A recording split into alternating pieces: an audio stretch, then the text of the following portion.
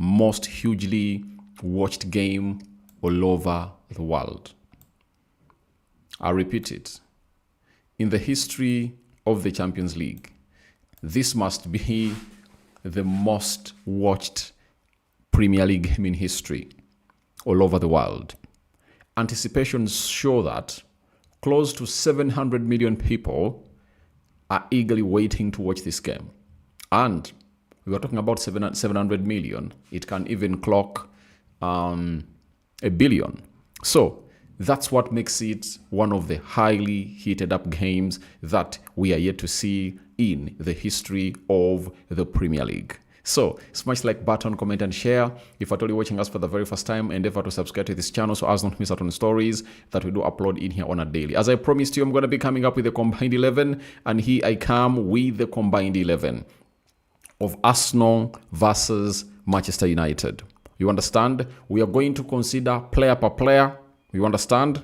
And we are dealing with only fully fit players that are really available. Those that are injured aren't gonna be into the equation, right? So let's head into this, but continue to subscribe because we want to hit 29,000 subscribers. From 29, then we go to 30. I thank you that we hit 28,000, and now we are really clocking 29,000. So we are soon clocking 28,200. So do the needful and really subscribe, such that by the end of today we've hit 28,200. If we can average 100 new subscribers per day, that won't be bad for us, and I think we'll be matching up onto the pace. Now, the combined 11 comes in through onto this beautiful channel known as the Rokani Media Football, and let's go deep into this and see exactly how things will obviously pan out. Now, that is the system that we've gone ahead to use. It's a 4-3-3, you know, and we get straight into the combined 11. Hope you guys are really eagerly waiting to see what my thoughts are about this, because it's hard for me as a United fan to obviously come and really do this combined 11, because, you know, I sometimes feel like I'm hinged a little bit to Manchester United, but this kind of person who comes in front will tell you the truth that I call a spade a spade. That is it. However much I support Man United, but I really understand what it comes with to really be doing this kind of job. Objectivity is very important, right? Now, in goal, Arsenal has David Raya. He's the first choice goalkeeper of Arsenal. And United has a goalkeeper known as Seny Lemens. Though he never started this season, in between the stitches, it was Atil Beinda, but when the manager brought in Seny Lemens, he is the first choice goalkeeper for the club of Manchester United. So far, he hasn't gone ahead to look ugly, you know, but you cannot on any day say that he can come in through ahead of David Raya, because we are talking of the best goalkeeper in the league and one of the best goalkeepers in the world as we speak right about now, known as David Raya. I think he's one of those goalkeepers that has gone ahead to obviously keep the most clean sheets in the league, and that's why Arsenal has gone ahead to concede only 14 goals. And when one thinks of David Raya, he might really think that David Raya doesn't really play any role, but I tell you, Raya plays a very huge role when it comes to Arsenal keeping these clean sheets. There are very many games that you can really cite out that this man came out and single-handedly saved them, because he has produced worldies. He is not so much exposed because Arsenal is a team that has gone ahead to go, is it 5 games without conceding a shot on target? You get? So that means some games, no shot even reaches his goal area, you know, to call for his coming in through to save. So that is David Raya for you, and he gets straight into my goal-keeping department, I tell you. Then, from David Raya, we go to the right back. United has Mazarawi and Diego Dallo. Arsenal has Benjamin White and Julian Timber. For Man United, I think it's Dallo that is most preferably to start in this encounter, and for Arsenal, it's Julian Timber. Now, I like Diego Dallo, and I think at a certain point, there was a season, I think there are 2 seasons where he was getting into this combined 11. You remember very well. And most of you agreed with me that he indeed deserved to play ahead of maybe Ben White, Tomiyasu, or Julian Timber. But this season, Timber, I think he's one of the best right backs in the league. That is it. Even in Europe, he's one of the best right backs. And to see him play like that, you have to give him huge credit because he's not a born right back. He was just shifted to play there. When he was playing at Ajax under Erik ten Hag, he played so much as a right-sided centre-back, alongside Lisandro Martinez. You remember that very well. So, Julian Timber, to me, takes this slot as the right back in this combined 11. I don't think that there is a United player that can come in and obviously stop him. You understand? Then we go to the left back.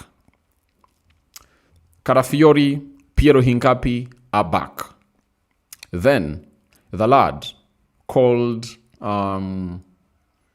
Lewis Kelly is also available. Now, out of those three, we all know to it that the first choice left back for the club of Arsenal goes by the names of Riccardo Carafiori.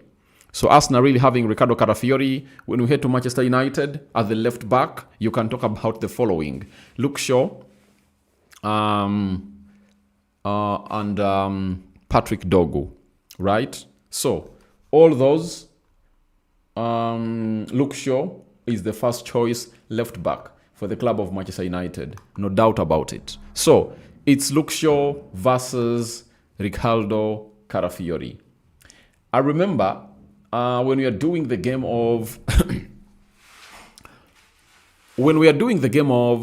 Liverpool, I came out and said Kokezi is better than Riccardo Carafiori this season. And people went hard at me. Now, they're like, are you going to say that Luke Shaw is better than Riccardo Carafiori this season? All right. My chosen left back into this combined 11 is, obviously, Riccardo Carafiori. Riccardo Carafiori has been consistent apart from these, I think 1.5 months where he has been away after he really got a knock or really felt uncomfortable when they're warming up to play. Was it a team known as Bournemouth? Was it Bournemouth? It was what? Leeds, one of those games, and he has been out. But he's back, and to me, he's one of the best left backs in the league and in the world. By the way, Arsenal, what shows you that the team is really the best in the world is having almost all their players being put in conversations of being the best in the world. From the goalkeeper, Raya, no doubt. You get Julian Timber, no doubt. You go to Riccardo Carafiori, no one can say no to that. Then we go to the right-sided centre-back. United has Maguire, and Arsenal has a player called Mosquera and Saliba.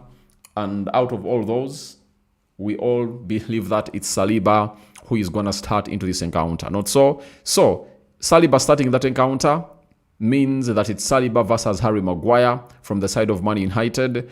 And for that, we don't have any further explanations. It's all about Saliba. Left-sided centre-back, Lisandro Martinez and Gabriel Magalhaes. When Lisandro, in his first season at Manchester United, when I was doing my combined 11, I dropped Gabriel Magalhaes for Lisandro Martinez because Lisandro Martinez, short as he is, he had won more aerial duels, defended well, and his technical abilities are next to none in the world as a left-sided centre-back. You understand? But this season, he has just gone ahead to return, and he's really looking good. But I tell you, Gabriel Magalhaes has been a key factor to what is happening at the club of Arsenal. That is it. Gabriel Magalhaes is a key factor to what has been happening at the club of Arsenal. So, this is where I tell you that I authoritatively say it's Gabriel Magalhaes coming in through to play as a left-sided centre-back into this combined 11. I want to see your thoughts in the live chat because I want to hear from you too about those 5 players that I've so far gone ahead to choose into my combined 11. Right? we get to the midfield. We get to the midfield. CDM. United has Manuel Ugarte and Casemiro, and obviously, who do they choose to come in through and obviously do the job? It's none other than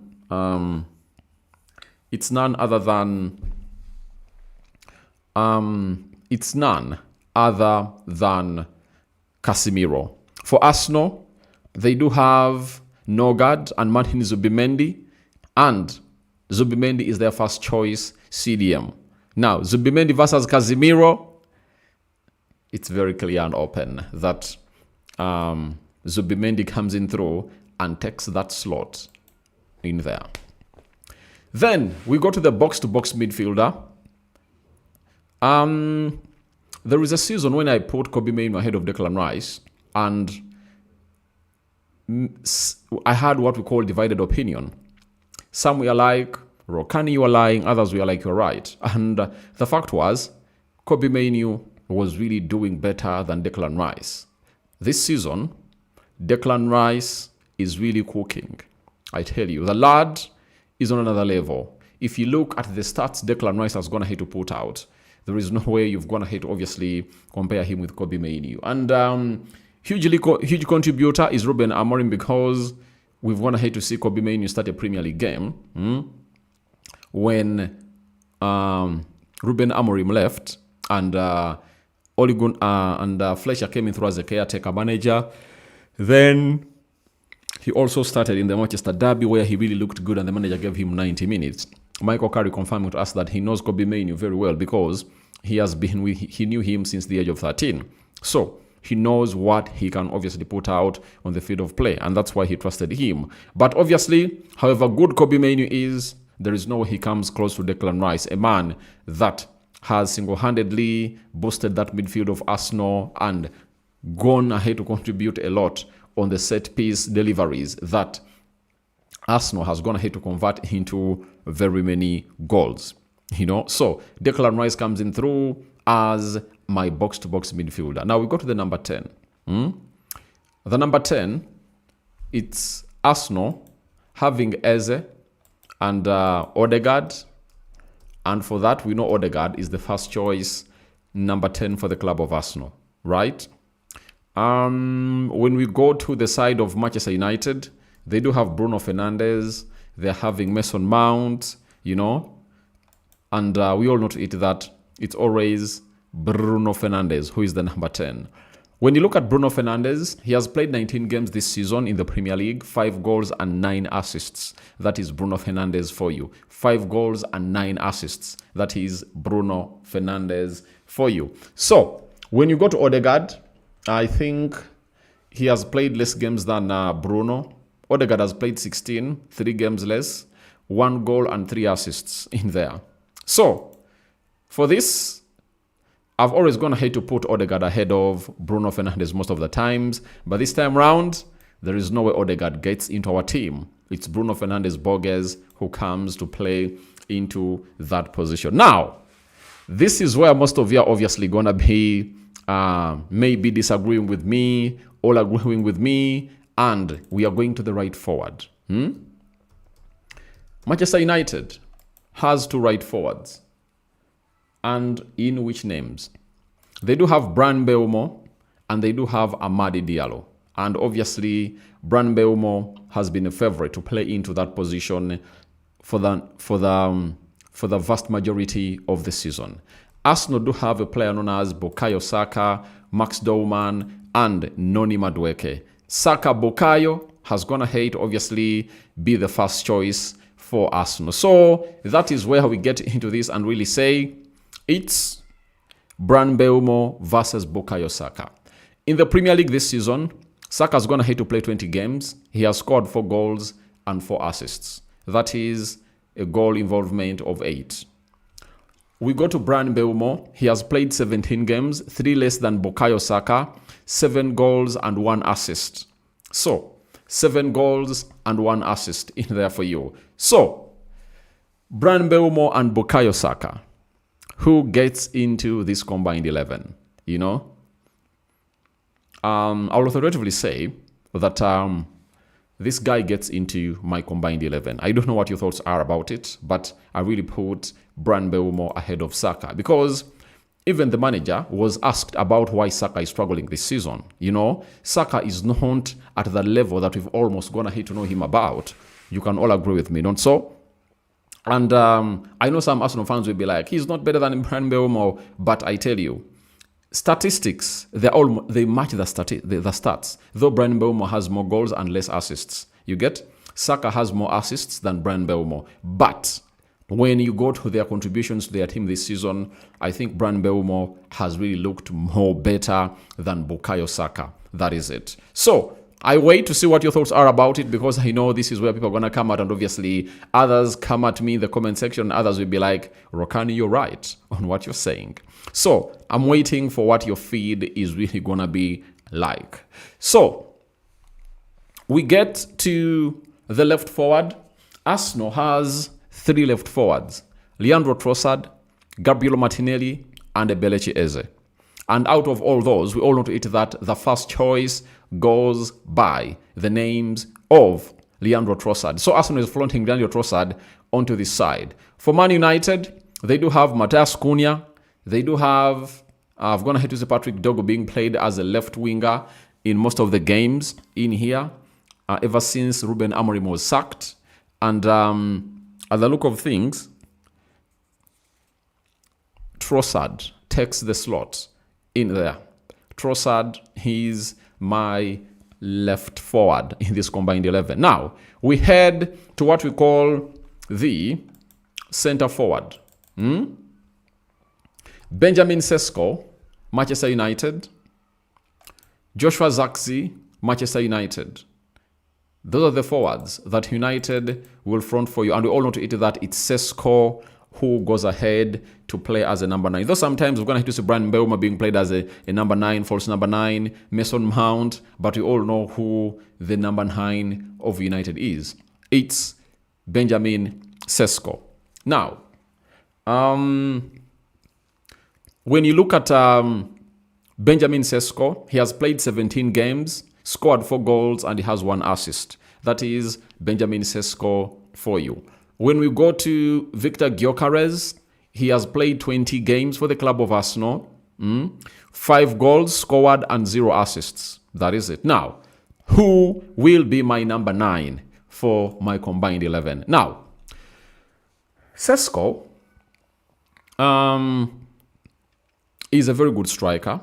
And surprisingly, all these two were wanted by Arsenal and Manchester United. That is it. So it was one of them to either go to Man United and the other go to Arsenal. At the end of it all, Arsenal picked Gyökeres over Benjamin Sesko, and I think I'll come up with that video because Mikel Arteta has come up and obviously explained to us as to why he chose Benjamin Sesko over Victor Gyökeres. Arteta, in his own words, he has revealed to us he has obviously revealed to us why they made that choice, you know, and he went even into deep technical analysis as to why they went ahead to obviously make that choice in there for you. So, Sesko, Benjamin Sesko ended up at Manchester United, you know, and they're almost in the same figures. But when you look at Benjamin Sesko and Manchester United, he has looked better in those games where United have changed the system to a back 4, put Bruno in his proper position of a number 10, and he has gone ahead to obviously do wonders. In that game of Burnley, he got close to 7 chances and converted 2. You get something that was not happening in the previous games where Ruben Amorim was playing with the back 3 and playing Bruno out of position. Then, in the game of Brighton against Manchester United, where United got knocked out from the FA Cup, we also to it that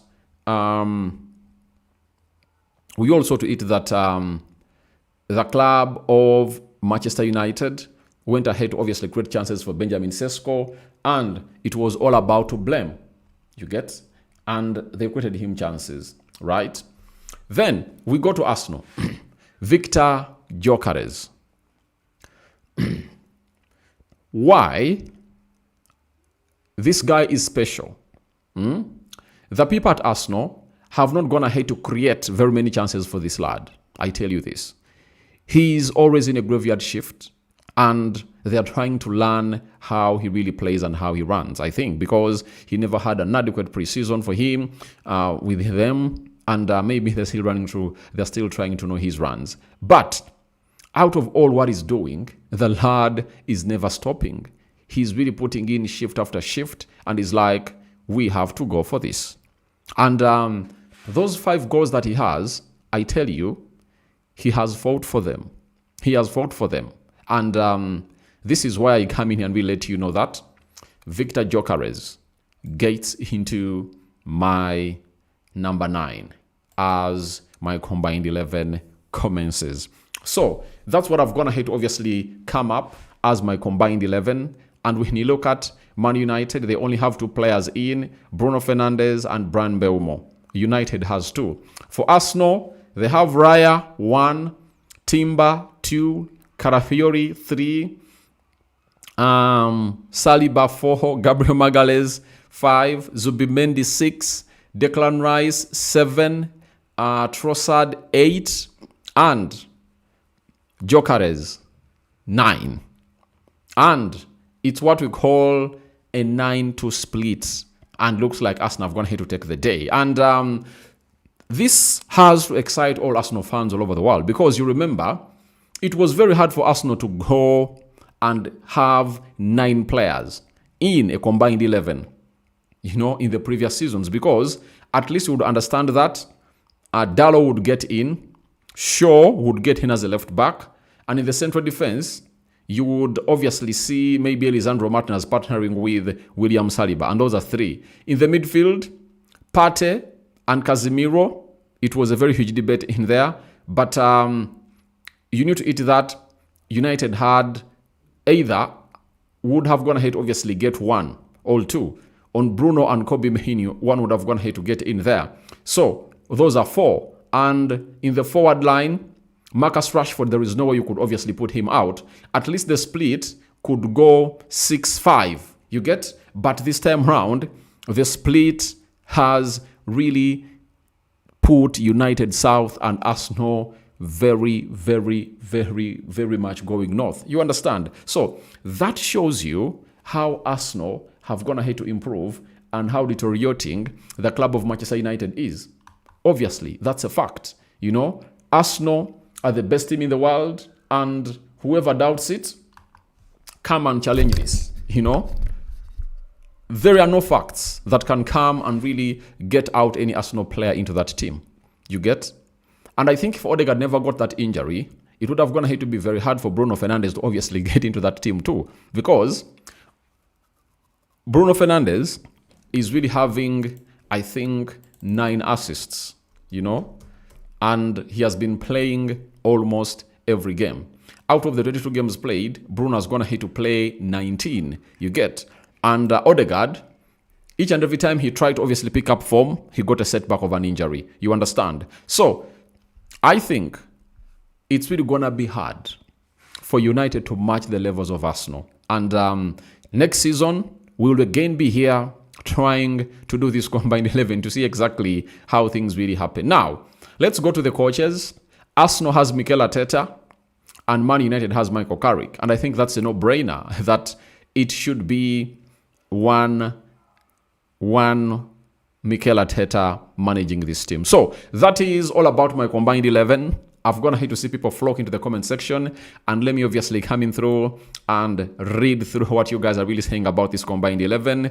But we are here as we wait for the game of Arsenal versus Manchester United.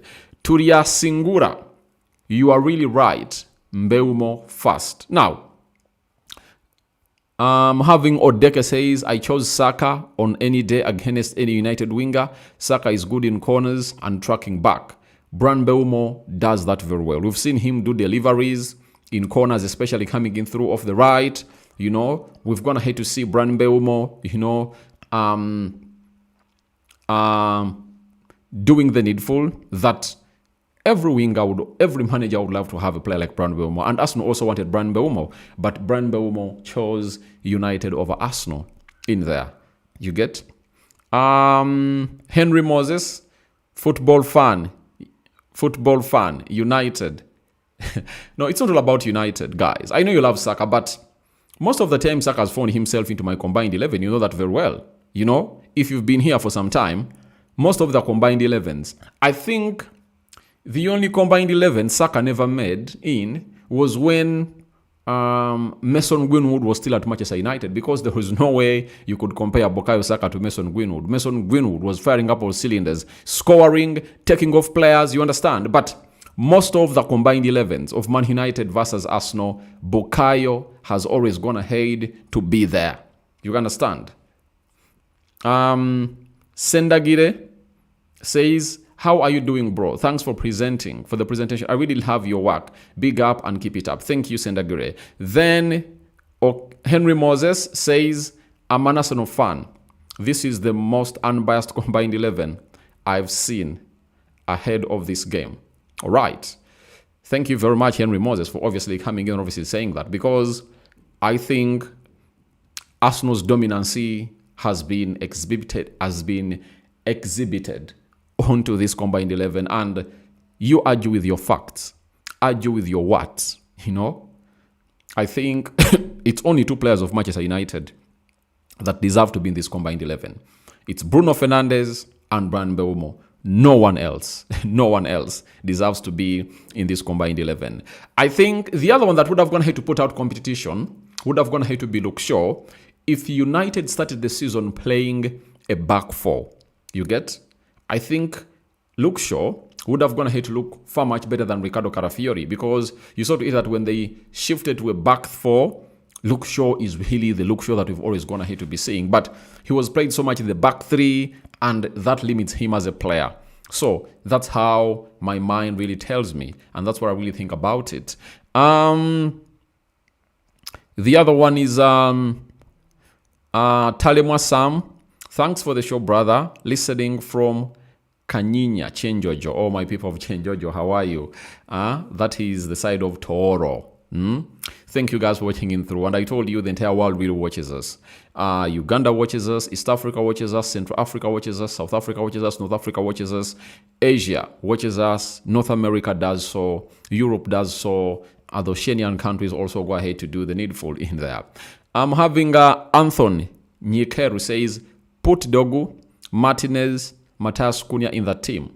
What have they done? You think Lisandro Martinez can compete Gabriel Magalhaes? No defender in the Premier League can out-compete Gabriel Magalhaes. That defender is not there. Not even in the world. And by the way, there is no defender in the world that can outcompete those two centre-backs of Arsenal, because that is the best centre-back pairing in the world. They've passed the eye test. That the stats defend them. You get? And their consistency has taken them to a world-class level. If you're asked about world-class players at Arsenal, you know, Gabriel Magalhaes and Saliba are the first on the list. No doubt. They are first on the list. Before you start to bring in the likes of Saka, Martin Odegaard, or what, these two are the best. You talk about Patrick Dogu. In which position? Can you play Patrick Dogu ahead of Leandro Trossard? No way. You get? No way. You can't. Matthias Cunha, what has he done? You want us to play him as a left forward, right forward? Where? In this combined 11. There is no way Cunha gets into this combined 11, because across, even the bench players of Arsenal are better than Matthias Cunha this season. When you're talking about the left forward, Eze is better than him. Even Gabriel Martinelli is better than him. Right? You get? If he had kept up the consistency he had in the first game he played against Arsenal. But remember, I warned the fans of Man United about the lad that distance he covers is really abnormal. And at any one point, I was expecting an injury because he was overworking himself. You get? He carries the ball from deeper sides of the midfield and he really runs a lot with it. He likes physical contact, you know, because his game is a combination of skill and physicality. You understand? So, with those knocks coming in through and physical contact, I really knew to eat that. There is no way he could obviously survive. Because when you're playing at Wolverhampton Wanderers, you rarely have the ball. You get? And These defenders of Manchester United, all these big teams that you face won't come around obviously be at you. But when you come to Manchester United, it's like you are a white dog that everyone puts you in the spotlight and they come at you and they know to it that you are really a threat. And you know his skill set is really one of the best, technically gifted player, and that Brazilian is really very, very, very good. So we talk about, we are talking about Inzeku Cosmas. It's good combined 11, but how do you see the game? And I'm seeing 3-1 for the club of Arsenal. I've already gone ahead to say my prediction in the match preview. Maybe you never watched it to the end. But I told people already that the best United can get out of this game is a draw. That is it. United can only get a draw from this game. If they get a win, I'll be shocked. And I'll be seated here and I'll be like, oh God, you've gone ahead to gift United something that I never thought that could happen. But in all my senses, what is running in my mind is simple. Arsenal win or United draw. That is it. I don't see United cracking or really grabbing points from the Emirates. I don't really see it. If you see it, good of you, and you are such a brave man.